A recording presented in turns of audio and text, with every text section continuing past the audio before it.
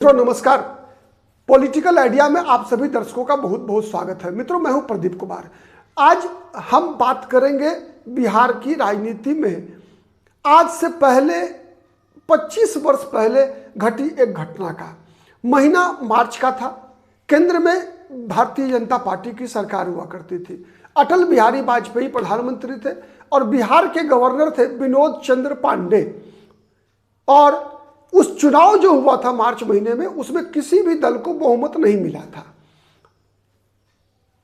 यह बात सही था कि राष्ट्रीय जनता दल सबसे बड़े दल के रूप में उभर कर आई थी और भारतीय जनता पार्टी दूसरे नंबर की दल थी बिहार विधानसभा में, और तीसरे नंबर पर समता पार्टी बिहार में आई थी जिसके नेता थे नीतीश कुमार। केंद्र में बीजेपी की सरकार, बिहार में गवर्नर बीजेपी का। बीजेपी ने सोचा कि जब किसी दल को बहुमत नहीं मिला है तो एक कोशिश किया जाए बिहार में सरकार बनाने का। तो सरकार बनाने के लिए मुख्यमंत्री कौन हो, इसकी जब चर्चा हुई तो दिल्ली में जो एनडीए की कोर कमेटी थी उसमें बीजेपी के और अटल बिहारी वाजपेयी के समक्ष 3 उम्मीदवार थे जिनको कि बिहार में मुख्यमंत्री के रूप में प्रोजेक्ट किया जा सकता था। उसमें सबसे पहला नाम उभर कर आ रहा था नीतीश कुमार का, और दूसरा नाम था रामविलास पासवान का, और तीसरा नाम आ रहा था दिग्विजय सिंह का। याद कीजिए, दिग्विजय सिंह वही जो बांका के सांसद थे, बांका की पूर्व सांसद, उनकी पत्नी भी रही पुतुल सिंह, और उनकी पुत्री श्रेयसी सिंह अभी जमुई विधानसभा सीट से बिहार विधानसभा की सदस्य हैं। वो दिग्विजय सिंह का नाम आ रहा था। लेकिन अटल बिहारी वाजपेयी और आडवाणी और जॉर्ज फर्नांडिस की सहमति बनी नीतीश कुमार के नाम पर। और उसी घटना के बाद लगातार रामविलास पासवान वाजपेयी और बीजेपी से नाराज रहने लगे। और जब 2001 में गुजरात का दंगा हुआ तो गुजरात के दंगा के बाद बहाना चाहिए था रामविलास पासवान को एनडीए से बाहर जाने का। रामविलास पासवान गुजरात दंगे का बहाना करके एनडीए से बाहर आ जाते हैं। लेकिन असली खुन्नस होता है बिहार के मुख्यमंत्री पद के लिए बीजेपी द्वारा रामविलास पासवान का नाम प्रस्तावित नहीं करना। यही सबसे बड़ा खुन्नस का कारण था रामविलास पासवान का। उसके बाद से लगातार 2002 के बाद से 2014 तक रामविलास पासवान भारतीय जनता पार्टी के खिलाफ भी विपक्ष की राजनीति करते रहे, तब तक जब तक चिराग पासवान राजनीति में आने के बाद अपने पिता को उंगली पकड़कर बीजेपी और नरेंद्र मोदी के पास न ले गए। आज कह सकते हैं उसकी पुनरावृत्ति, अगर आपने देखा होगा, उसी खुन्नस की पुनरावृत्ति लगातार बना हुआ रहा।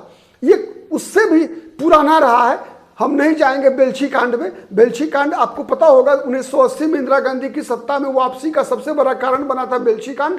और बेलछी में जो नरसंहार हुआ था वो अभी 2 जातियों के बीच था, जो कि रामविलास पासवान की जाति और नीतीश कुमार की जाति हुआ करती थी। खैर वो इतिहास है। आज वर्तमान ये है कि 2000 ईस्वी में जो रामविलास पासवान ने मुख्यमंत्री पद पर बैठते बैठते रह गए थे, उसी मुख्यमंत्री पद के तरफ उनका पुत्र चिराग पासवान का निशाना लगता ऐसा है कि सही लग रहा है। और मुख्यमंत्री चूंकि नीतीश कुमार हैं, तो आपने देखा कि विगत दिनों किस प्रकार से नीतीश कुमार की लोकप्रियता बिहार में घटती जा रही है। नीतीश कुमार की लोकप्रियता, जो अभी सी वोटर का सर्वे कराया गया, उसमें मात्र 15% पर नीतीश कुमार की लोकप्रियता आ चुकी है मुख्यमंत्री के रूप में। और चिराग पासवान, सम्राट चौधरी, प्रशांत किशोर, सबकी लोकप्रियता बढ़ रही है, ठीक है, लेकिन नीतीश कुमार की दिन प्रतिदिन घट रही है। तो यही सबसे उचित समय लगा चिराग पासवान को। आज जो चिराग पासवान ने बयान दिया है उसके लिए, आज का चिराग पासवान का बयान स्पष्ट इशारा कर रहा है कि चिराग पासवान ने बिहार के मुख्यमंत्री पद की कुर्सी पर अपनी दावेदारी ठोक डाली है। दावेदारी ठोक डाली मतलब आज मीडिया के साथ बातचीत करते हुए लोक जनशक्ति पार्टी रामविलास के अध्यक्ष और स्वर्गीय रामविलास पासवान के पुत्र चिराग पासवान ने यह स्पष्ट कहा कि मैं केंद्र की राजनीति नहीं करना चाहता, पर हमारे पिता चिराग पासवान के पिता के बारे में चिराग पासवान ने कहा, रामविलास पासवान वो केंद्र की राजनीति में अपने आप को कंफर्टेबल पाते थे, लेकिन मेरा दिल बिहार के लिए धड़कता है, बिहार फर्स्ट, बिहारी फर्स्ट। ये बातें चिराग पासवान ने आज स्पष्ट कर दिया। अब देखना है कि जदयू के नेतृत्व पर इसका क्या प्रभाव पड़ता है, वो तो हम देखेंगे। लेकिन आज के दिन ये सबसे महत्वपूर्ण सवाल ये है कि इसका मतलब क्या है। इसका 2-3 मतलब है, इसके आधार पर हम आज के समाचार का विश्लेषण करते हैं। आज के चिराग पासवान के इस प्रेस मैंने जो प्रेस के साथ बातचीत करते समय उन्होंने दिया, इंटरव्यू देते समय दिया है, उसका एक सबसे बड़ा कारण देखिए 2020 में जो तलखी नीतीश कुमार और चिराग पासवान के बीच थी, वो केवल तलखी पर पर्दा डाला गया था। मतलब वो बातें जो 2000 ईस्वी में घटी थी रामविलास पासवान के साथ, वो बातें आज भी चिराग पासवान के दिल के अंदर जिंदा है। इसीलिए लगातार अगर आपने देखा होगा, गौर किया होगा, तो लगातार चिराग पासवान एनडीए में रहकर भी, रहते हुए, जब नीतीश कुमार एनडीए में हैं तब भी, नीतीश कुमार एनडीए से बाहर हैं तब भी, चिराग पासवान कभी भी नीतीश कुमार के साथ कंफर्टेबल नहीं रहे। ये याद कर लीजिए। पहली बार नरेंद्र मोदी के प्रधानमंत्री बनने, उम्मीदवार बनने के बाद भी जब चिराग पासवान का आना हुआ था एनडीए में, तो याद कर लीजिए नीतीश कुमार उस समय एनडीए में नहीं थे। 2014 में याद कीजिए, 2013 में नरेंद्र मोदी के प्रधानमंत्री पद के उम्मीदवारी घोषित होते हुए ही नीतीश कुमार ने एनडीए से अपना नाता तोड़ लिया था। उसी के बाद चिराग पासवान एनडीए में आए थे।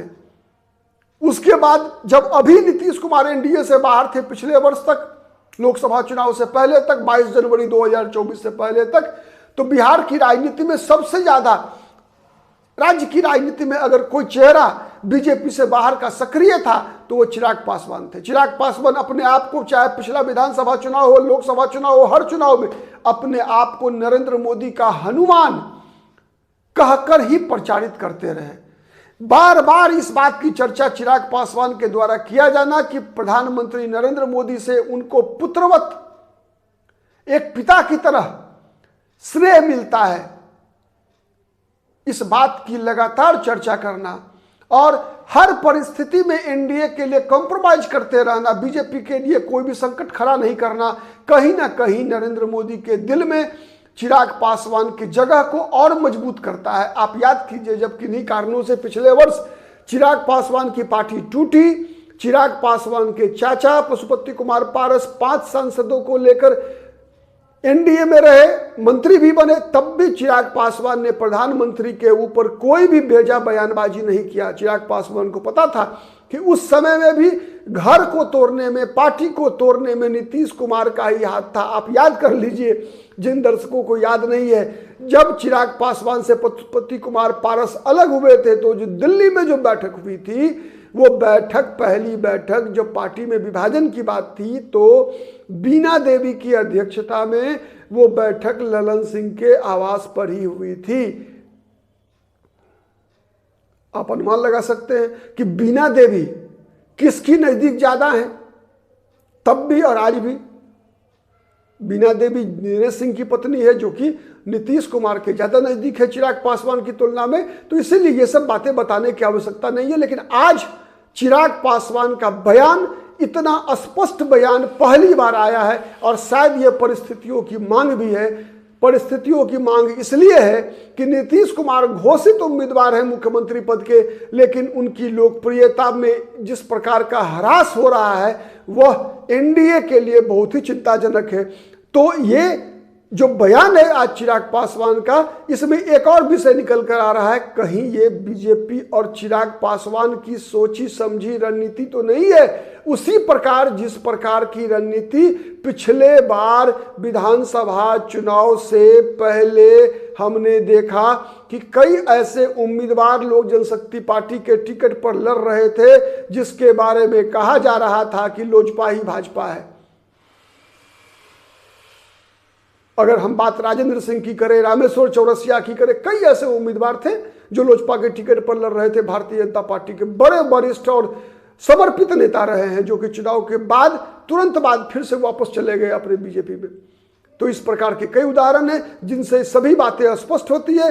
फिर जिस प्रकार से, चूंकि ये चुनावी वर्ष से प्रतिदिन नए नए समाचार मिलेंगे, हम प्रतिदिन आपके समक्ष समाचार लेकर आते हैं, उसका विश्लेषण करते हैं। आप निश्चित रूप से हमारे चैनल पे अपना एक तरह से आशीर्वाद बनाए रखेंगे, लाइक करेंगे, कमेंट करेंगे और सब्सक्राइब भी करेंगे। बहुत बहुत धन्यवाद। नमस्कार। आज के लिए इतना ही। जय हिंद, जय भारत।